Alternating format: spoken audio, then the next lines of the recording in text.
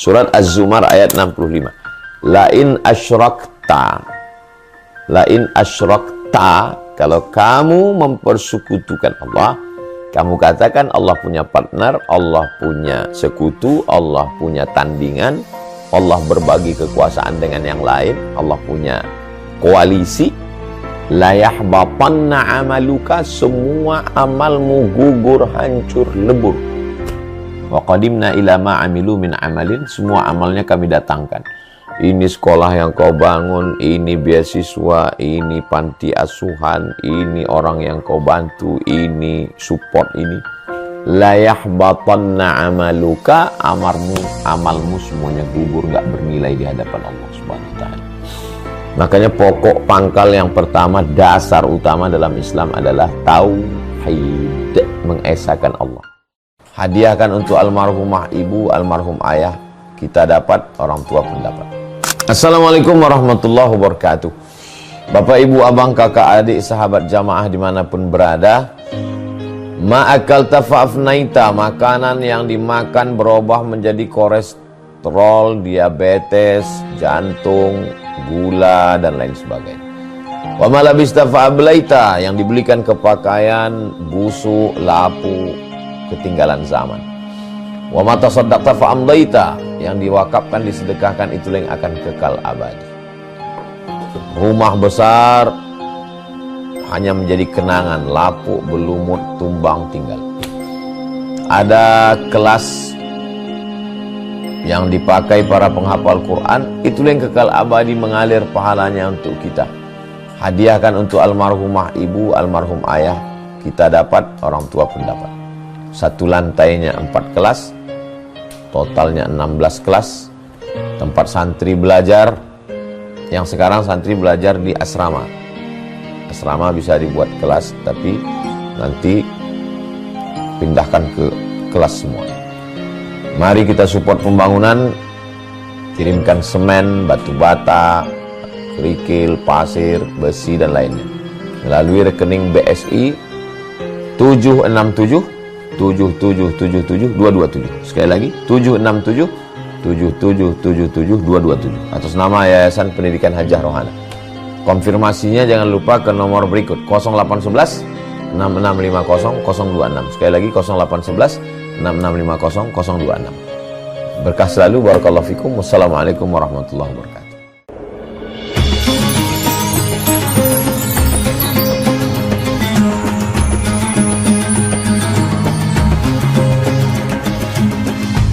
Bismillahirrahmanirrahim. Assalamualaikum warahmatullahi wabarakatuh. Alhamdulillah.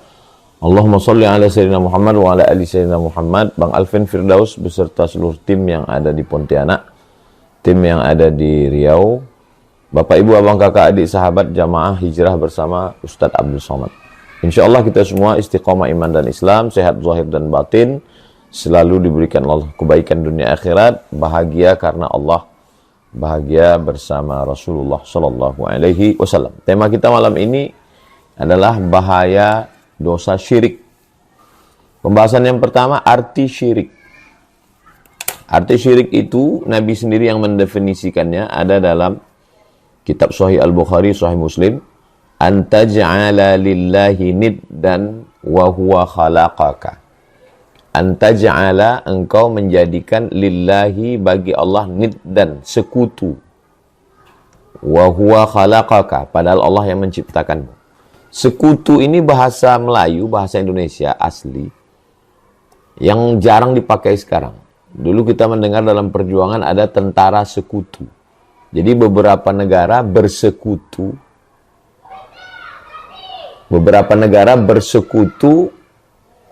untuk melawan negara lain. Amerika beserta sekutunya melawan Jepang. Jadi kalau sekarang digunakan kata sekutu itu, partai anu bersekutu dengan partai ini. Sudah aneh. Sekutu di situ artinya berkoalisi. Jadi Allah itu nggak ada koalisinya. Allah itu ya qul huwallahu ahad, esa, tunggal, tidak berbilang. Dia nggak ada koalisi. Saya misalnya lagi jalan, lalu saya katakan ke Ustadz, Bang Alvin, saya bilang, hadza syariki. Syarik dari kata syirik. Saya tunjuk Ustaz Luqman. Hadza Ustaz Luqman wa huwa syariki. Ustaz ini adalah Ustaz Luqman dan dia adalah sekutu saya, syirik saya. Maksudnya syarik di situ adalah teman, sahabat, partner. Jadi maknanya bisa jadi sekutu, bisa jadi partner. Istri juga syarikatu hayati. Kalau laki-laki syarik, kalau perempuan syarikatu hayati. Dia adalah orang yang berbagi hidup dengan saya. Saya punya kehidupan, lalu saya berbagi kehidupan dengan dia, dia juga berbagi kehidupan dengan saya, maka disebut syarikatu hayati. Ya syarikata hayati. Wahai orang yang berbagi kehidupan dengan aku. Allah tidak membagi kekuasaannya kepada siapapun. Allah berkuasa mutlak sendiri, esa, tunggal, tidak berbilang, nggak ada koalisi, nggak ada berbagi, nggak ada partner. Qul huwallahu ahad. Syirik mengatakan Allah punya sekutu, Allah punya partner, Allah berbagi kekuasaan. Lalu kemudian dulu ada namanya SI, Syarikat Islam. 1905 Syarikat Islam, 1912 Muhammadiyah, 1926 Nahdlatul Ulama, 1928 Persatuan Tarbiyah Islamiyah, 1930 Al-Jamiatul Wasliyah. Itu urutan. Yang paling tua itu SI, Syarikat Islam. Syarikat itu diambil dari kata syirik. Berkongsi. Bang Alvin punya uang. Kemudian ibu punya uang, bapak punya uang. Tapi sibuk, nggak bisa mengelola uang. Lalu kemudian saya ambil uang bapak ibu ini, saya yang menjalankan bisnis kelapa sawit, tambang dan lain sebagainya. Lalu kita ini membuat sebuah koalisi, namanya syarikat. Syarikat artinya adalah perkongsian yang syirkah, bisnis, usaha. Jadi beberapa orang yang berkumpul, satu punya modal, satu konsultan, satu yang eksekutornya, maka disebut dengan syarikah, syarikat. Karena memang isi syarikat Islam itu awalnya adalah para pengusaha-pengusaha. Ini saya mau menjelaskan makna syirik itu. Partner, koalisi, sekutu, lalu kemudian usaha bersama. Nah, Allah terbantahkan dengan itu semua. Allah tidak seperti itu. Allah esa, tunggal, tidak berbilang dalam hal penciptaan, dalam hal pengaturan, dalam hal memberi rezeki, dalam hal menghidupkan dan mematikan. Makanya selesai sholat kita katakan la ilaha, tidak ada yang layak disembah. Wahdah, dia satu saja. La syarikalah, dia tidak punya partner, dia tidak punya sekutu, dia tidak punya koalisi, dia tidak punya teman, dia tidak punya sahabat. Lahul mulku, kekuasaan milik dia tunggal. Walahul hamdu, yang memiliki puja-puji cuman dia saja, nggak ada yang lain. Yuhyi, dia yang menghidupkan, nggak ada yang lain bisa menghidupkan. Wa yumit, dia yang mematikan, nggak ada yang lain yang bisa mematikan. Wa huwa ala kulli syai'in qadir, dia maha kuasa atas segala sesuatu. Ini tauhid semua ini. La ilaha illallah wahdah la syarikalah, lahul mulku wa lahul hamdu, yuhyi wa yumit wa huwa ala kulli syai'in qadir. Maka selesai sholat 3 kali, jangan sampai tinggal. Sholat subuh 10 kali. La ilaha illallah lahu la syarikalah, lahul mulku wa lahul hamdu, yuhyi wa yumit wa huwa ala kulli syai'in qadir. Jadi sebetulnya yang dibangun pertama kali, bangun pagi, itulah tauhid. Rakaat pertama, qul ya ayyuhal kafirun. Orang Islam ini bangun paginya langsung berkonfrontasi dengan kekafiran, dengan kemusyrikan. Makanya kalau ada orang takut berkonfrontasi, mau cari aman, damai, selamat, semua oke, itu bukan Islam. Islam itu belum keluar rumah, belum masuk kantor, udah konfrontasi duluan. Qul ya ayyuhal kafirun, la a'budu ma ta'budun. Wala antum abiduna ma'abud, lakum dinukum waliyadin. Tapi nggak kasar. Nggak kasar. Ya tetap berinteraksi dengan baik. Tapi keyakinannya di dalam nggak bisa ditawar-tawar. Rakaat yang kedua, ini qobliyah subuh nih ceritanya. Belum sholat subuhnya. Qobliyah subuhnya, ayat yang rakaat pertama, qul ya ayyuhal kafirun. Rakaat kedua, qul huwallahu ahad. Rakaat pertama keluar. Rakaat yang kedua ke dalam. Qul huwallahu ahad. Allahmu Esa Tunggal. Allahus Samad, minta hanya kepada Dia, jangan minta kepada yang lain.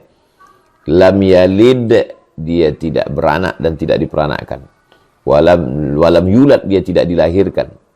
Walam yakullahu kufuwan ahad, tidak ada satupun yang setara selevel dengan Dia. Ini ajaran Islam ini dasarnya sekali adalah tauhid. Karena hampir semua ajaran-ajaran selain Islam itu adalah politeisme. Poliklinik, banyak klinik, poligami, banyak istri, banyak Tuhan. Banyak Tuhan. Tuhan bisa masuk ke pokok kayu, Tuhan bisa masuk ke hewan, Tuhan bisa masuk ke tombak, Tuhan bisa menjelma. Dalam Islam nggak ada. Ini khalik, ini makhluk. Nggak bisa khalik masuk ke makhluk, makhluk masuk ke khalik. Itu nggak ada. Jelas dia benang merahnya. Jelas pembatasnya. Al-khaliq, Allah. Al-makhluk, yang diciptakan. Kita, masih wallah, semua yang selain Allah adalah makhluk. Maka dia wajib beribadah kepada Allah Subhanahu wa taala. Matahari, bulan, an-najmu wasyajaru yasjudan.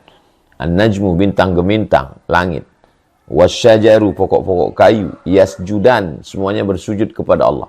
Jangan sujud ke pokok kayu, karena pokok kayu juga sujud kepada Allah. Jangan sujud ke bintang gemintang, matahari dan bulan, karena mereka juga bersujud kepada Allah. Ngapain sujud ke mereka? Ngapain sujud ke broker? Langsung aja ke Allah. Iyyaka na'budu wa iyyaka nasta'in.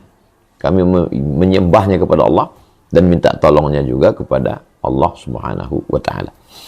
Jadi ketika kita menjadikan ada selain Allah Subhanahu wa ta'ala yang berkuasa seperti Allah, na'udzubillah, maka kita sudah mempersekutukan Allah.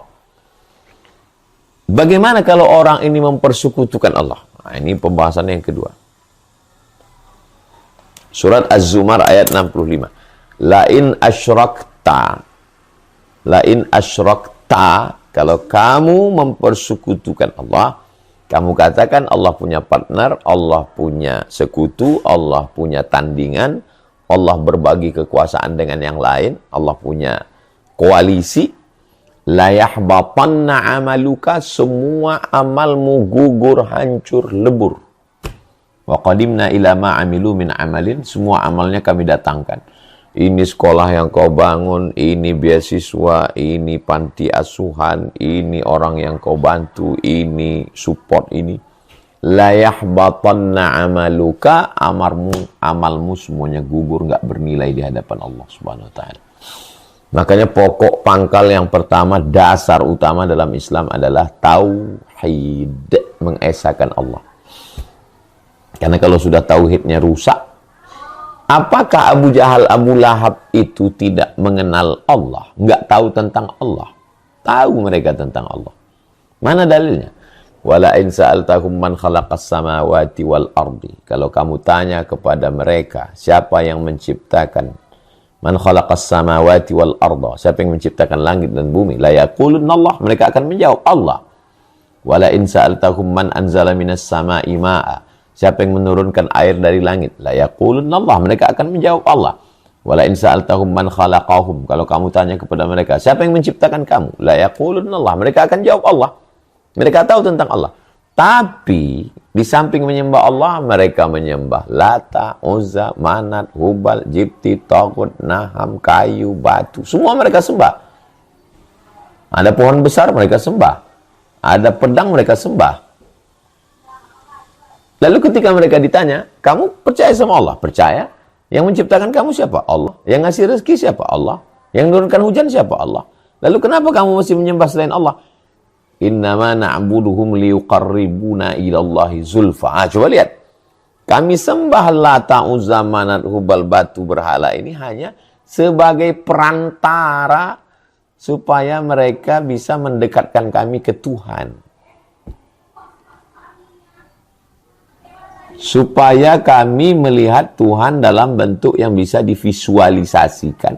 Maka patung-patung inilah, berhala inilah yang kami sembah. Maka dalam Islam nggak boleh ada berhala, nggak boleh ada patung, nggak boleh ada keyakinan bahwa ada yang berkuasa selain Allah Subhanahu wa ta'ala. Kalau sampai kita melakukan itu, maka gugurlah semua ibadah. Salat, puasa, zakat, haji, umrah, zikir, infak, zakat, wakaf, sedekah, semuanya nggak ada nilainya di hadapan Allah Subhanahu wa ta'ala. Makanya satu hari berapa kali kita memperbaharui tauhid kita itu, mentajdid, merefresh, menyegarkan lagi. Asyhadu an la ilaha illallah subuh, asyhadu an la ilaha illallah, asyhadu an la ilaha illallah iqamat, asyhadu an la ilaha illallah zuhur, 3 kali lagi asar, 3 kali lagi maghrib, 3 kali lagi isya, 3 kali lagi dalam salat, asyhadu an la ilaha illallah. Anak kecil baru lahir, asyhadu an la ilaha illallah. Orang sakit mau meninggal dunia, ditalqinkan, bisikkan ke telinganya, laqinu mautakum la ilaha illallah. Dan zikir yang paling afdalu zikri la ilaha illallah, la ilaha illallah, la ilaha illallah. Didengar telinga, masuk ke otak, masuk ke hati, ke semuanya, la ilaha illallah. Ditutup dengan kalimatu haqqin, kalimat yang hak, yang benar. Alaiha nahya, dengan itu kami hidup, wa alaiha namutu, dengan itu kami mati, wa biha nub'atsu, dengan itu kami nanti akan dibangkitkan di padang mahsyar. Berikutnya pembahasan yang ketiga. Surat An-Nisa 48. Innallaha la yaghfiru ayyushraka bihi. Allah tidak mengampunkan dosa syirik. Wa yaghfiru ma duna dzalika liman yasha. Adapun selain dosa syirik diampunkan Allah. Ada orang minum khamar, diampunkan Allah. Ada orang berjudi, diampunkan Allah. Ada orang berzina, diampunkan Allah. Orang yang syirik tidak diampunkan Allah. Ini banyak yang muskil, problem memahami ayat ini. Ustadz, kalau saya pernah nyembah pohon kayu karena kejahilan, kebodohan saya, ya. Lalu kemudian saya sekarang sudah hijrah, sudah taubat. Apakah Allah mengampunkan saya? Ya, Allah mengampunkan kamu.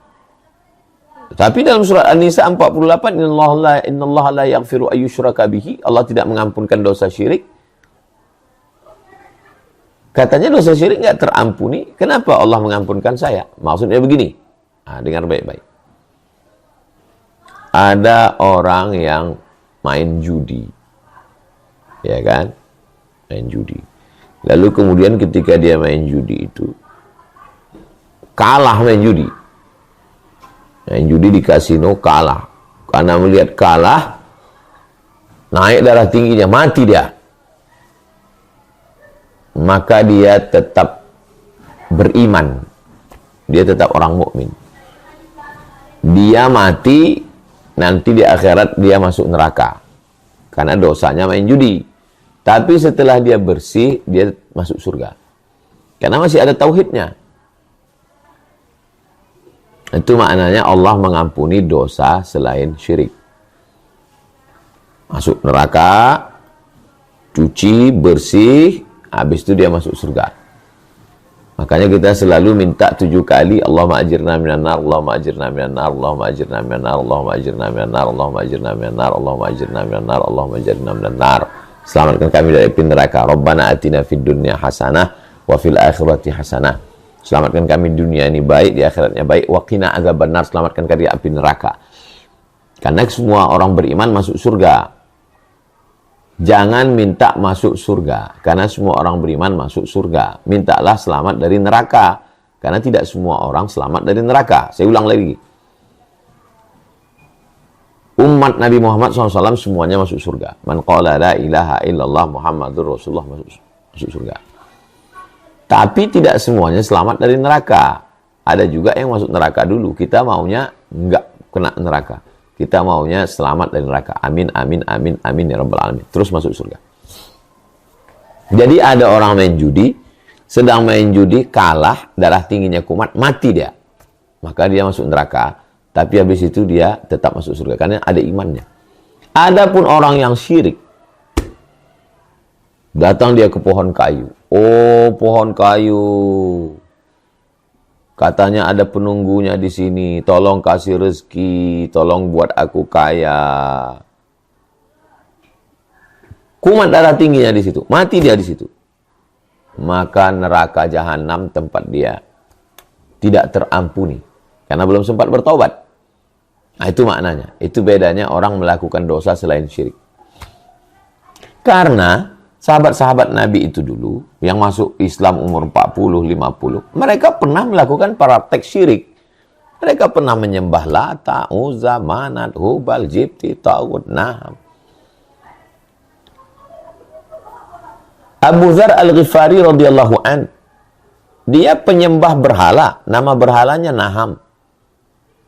Dia bawa air susu kambing, dia kasih ke Naham.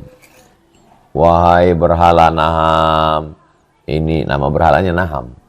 Wahai berhala Naham, ini aku kasih kamu susu kambing. Habis itu dia pejam mata, dia berdoa. Kemudian pas dia buka mata, lihatnya susu kambing udah habis. Loh, habis susu kambing, rupanya diminum anjing. Ada anjing yang minum air susu itu. Habis.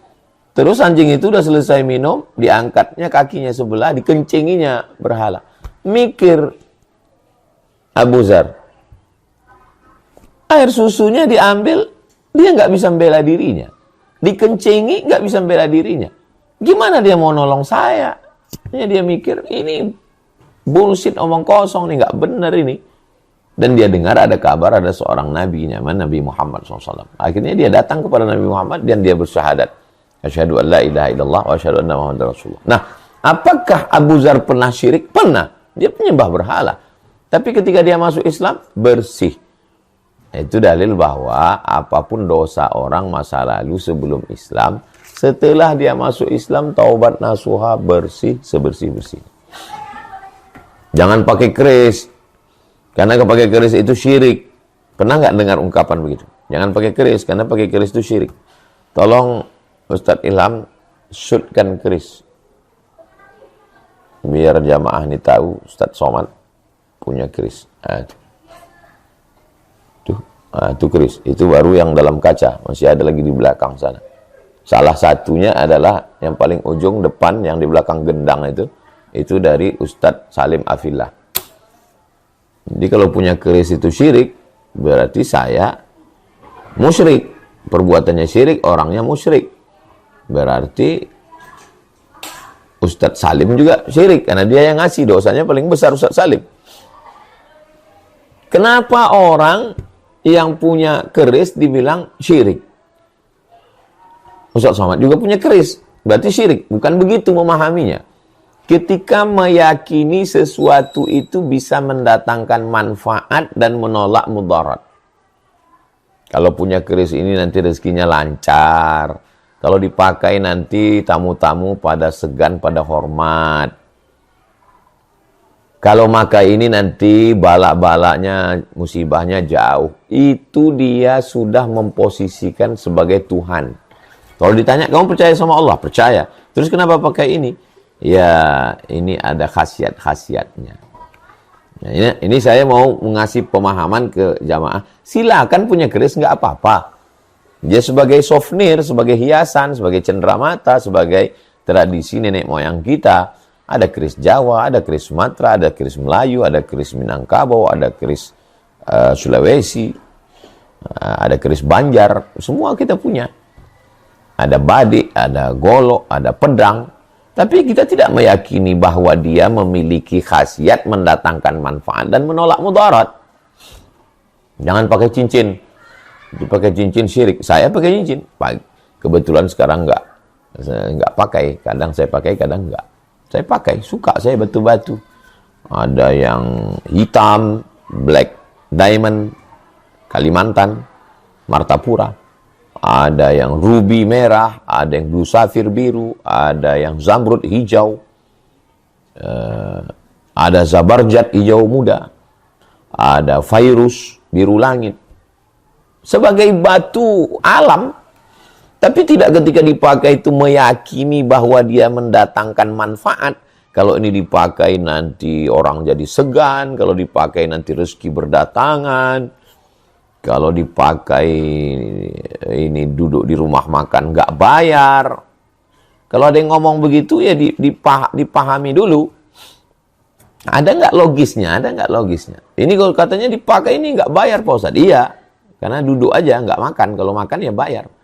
Ada satu hadis ini palsu, hadisnya palsu. Siapa yang pakai akik, maka dia tidak akan fakir. Siapa yang pakai batu akik, dia tidak akan fakir. Dikomentari sama Imam Ibnul Athir. Imam Ibnul Athir itu ahli sejarah, tarikh, dan dia juga ahli hadis. Uniknya dia mengomentari itu, kata dia, siapa yang pakai akik, dia tidak akan fakir. Betul katanya. Kenapa? Karena ketika duitnya habis, akiknya bisa dijual. Logis. Nggak ada unsur magic gaib. Habis semua. Tapi masih ada akik. Nggak akan fakir. Kenapa? Jual. Kan punya duit untuk makan. Fakir itu artinya nggak punya duit sama sekali. Jadi kalau ada orang ngomong, orang tukang jual batu. Ini kalau dipakai ini nggak fakir ini. Oh, musyrik kamu. Enggak. Rasional. Kenapa? Karena kalau pas duit nggak ada, ya dijual, dilelang.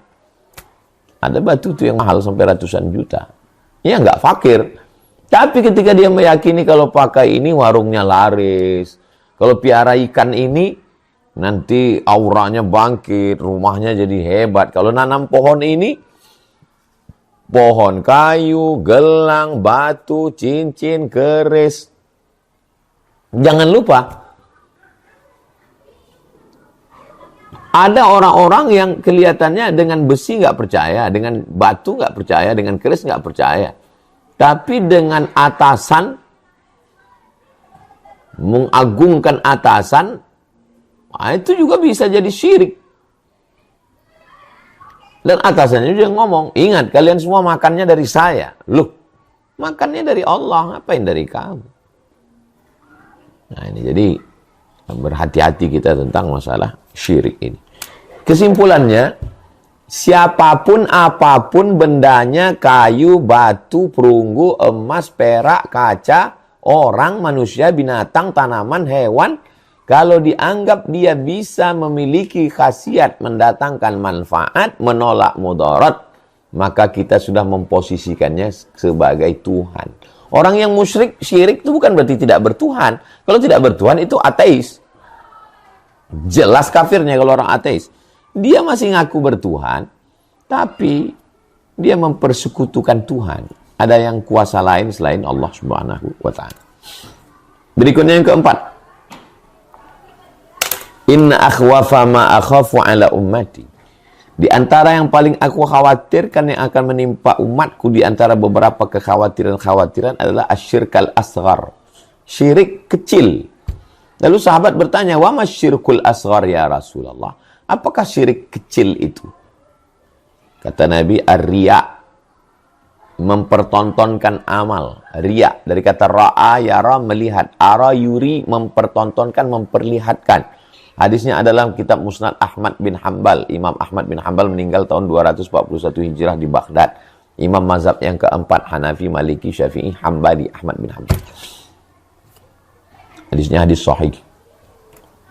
Kenapa orang yang riya juga disebut syirik? Tapi syiriknya syirik kecil. Salat itu lillahi ta'ala, Allahu Akbar. Tapi ketika salat karena ingin dilihat orang, dinilai orang, ayatnya lebih panjang,